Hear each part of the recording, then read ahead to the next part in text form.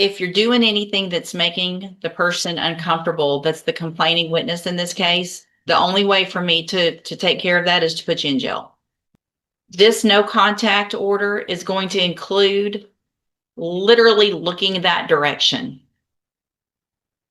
Good morning, sir. You're Dan Church. Oh, yes, ma'am. And this is 26 DCCR 0612. Mr. Church is charged with deadly conduct, discharging a firearm.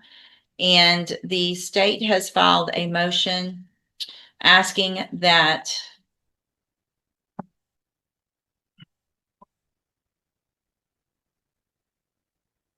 well, I'm looking at the state's motion. The motion it says aggravated assault, but the charge is deadly conduct. That just I'm sorry, Judge. That's my error. I was Okay. trying to file it rather quickly after receiving the affidavit from the complainant. And I'll fill the court in on that as to why I don't have a witness present. looks like the current bond is set at $20,000. The state has asked to raise that bond. Ms. Malfino? Excuse me, Judge, and I apologize about that error. Obviously, That's fine. the court would see the probable cause affidavit. It's very similar to an aggravated assault, discharging a weapon somewhat in the direction of the complainant. In this case, I have had multiple conversations with Jeremy Shelton, the complainant. He is the across the street neighbor of Mr. Church. He is a very nice young man. He was very forthright, came in and presented me or had an affidavit authored by himself with one of my investigators in lieu of coming to docket today. He, as the court can probably surmise, is of the mind that he doesn't want to aggravate the situation. Nope, not intending to use that same word, but I will tender that as State's Exhibit number 1, just for purposes of this hearing. And I have Mr. Gertz, it's his affidavit just expressing concern about the nature of this offense and the fact that they reside across the street from one another, that he has a very young son and a wife who were also present at the time of this offense. And he is concerned that Mr. Church may be keeping weapons at his sister's house down the street. I have worked very closely with my investigator, Mr. Bays, and he is familiar with Mr. Church as well as Port Arthur Police Department is. And we've asked that some things be implemented in the interim time period to hopefully assure the safety of all the parties, including Mr. Church.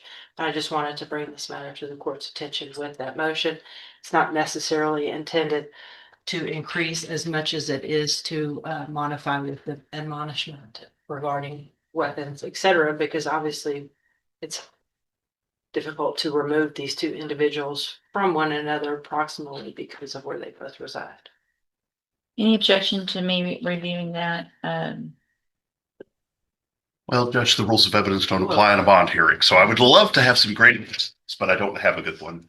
And I'll state the ones admitted for purposes of this hearing. Give me just a second, please.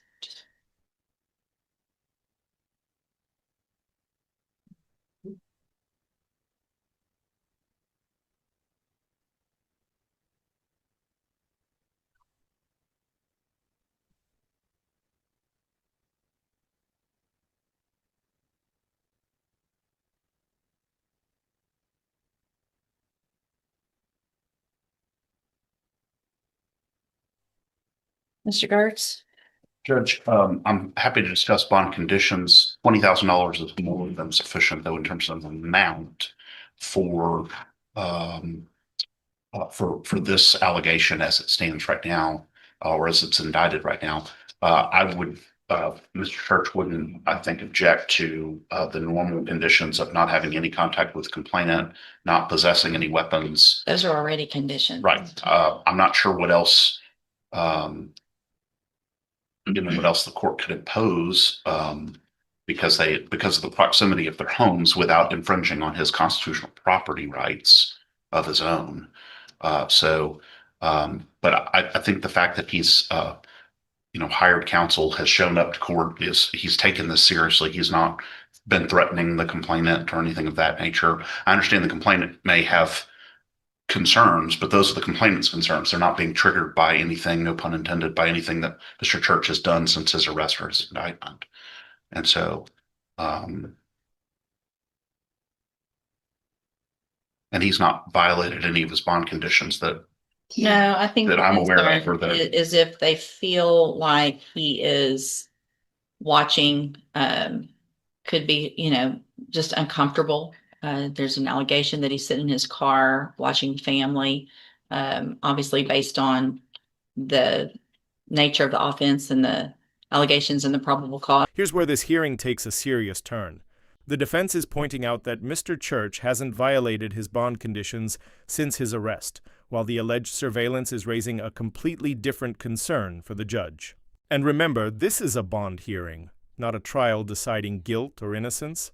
The big question now is, how much restriction is enough to protect the alleged victim without going too far? If you're doing anything that's making the person uncomfortable, that's the complaining witness in this case, the only way for me to take care of that is to put you in jail. Then they don't have to, nobody has to worry. I don't want to do that, but I need you to understand that there's no way around if, you're not contacting them or talking to them. I get that. But And now the judge draws a very clear line. She's saying that even without direct contact, behavior that makes the complaining witness feel threatened or watched could have consequences under the bond conditions. That makes this order unusually strict. The judge is essentially warning him that even lingering, watching, or unnecessary proximity could send him back to jail. Would you consider this reasonable protection, or is the judge going too far? you can't just sit in your car for no good reason. People don't do that. So you're not going to do that. Do you understand? Yes, ma'am. So if they feel uncomfortable, they're going to let Miss Malfino know, and you're going to end up in jail. So I understand you live across the street, but if I were you, I'd walk. If I was going out my front door, get in your car and leave if you're going somewhere. No lingering, no looking that direction, no standing there watching. Otherwise, you're going to end up in jail because I won't have any other choice. Does that make sense? Yes, ma'am. Okay. So we'll reset this for an announcement. Make sure you stay in touch with Mr. Gertz, visit with him before that next court date, and we'll see if we can get an announcement. Okay. Yes, You're ma'am. free to go. Thank you. Oh, you're